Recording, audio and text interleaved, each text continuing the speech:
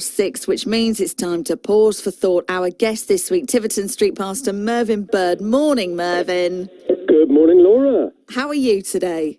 Yes, very well, thank you. I went out into the garden about 5:15 this morning to try and make sure I was in the wide awake club for this pause, and I have to say, I expect Kevin will mention it later in the weather forecast, but I'm sure he'll build into it the shiver factor. I know, my car said 7 degrees this morning. That's it. It's casserole weather now, Merv.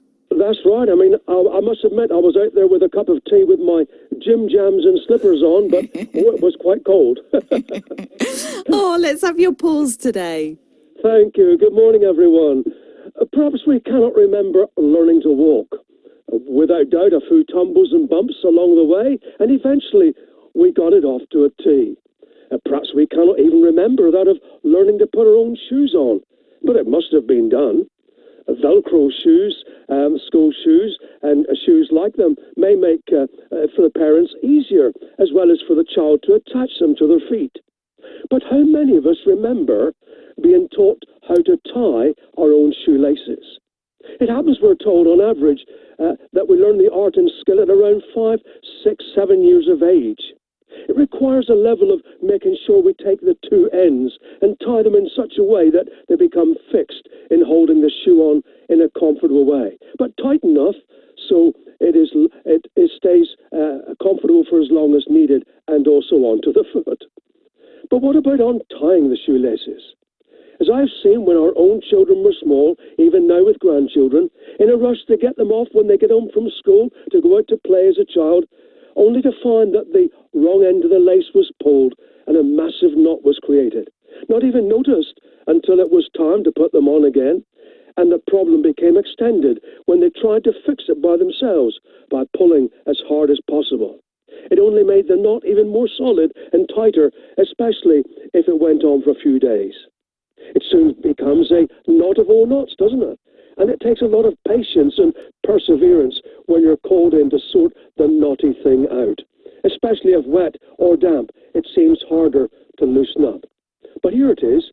What if the knot is dealt with as soon as it was made into a knot? How much easier it is to sort, isn't it?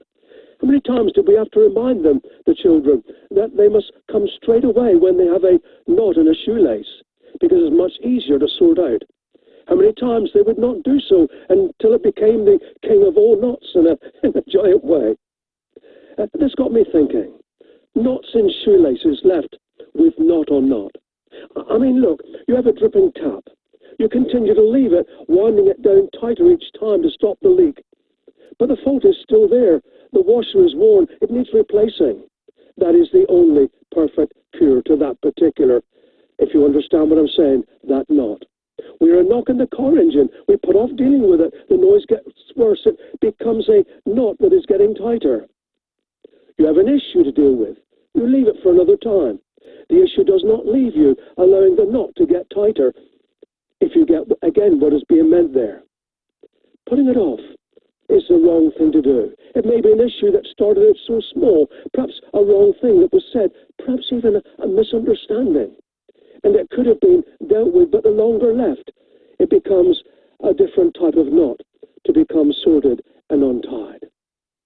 Now, I do know, even as a Christian, the verse for today I'm about to leave with you is so easily to read, not easy to put into action with faith. Philippians 4.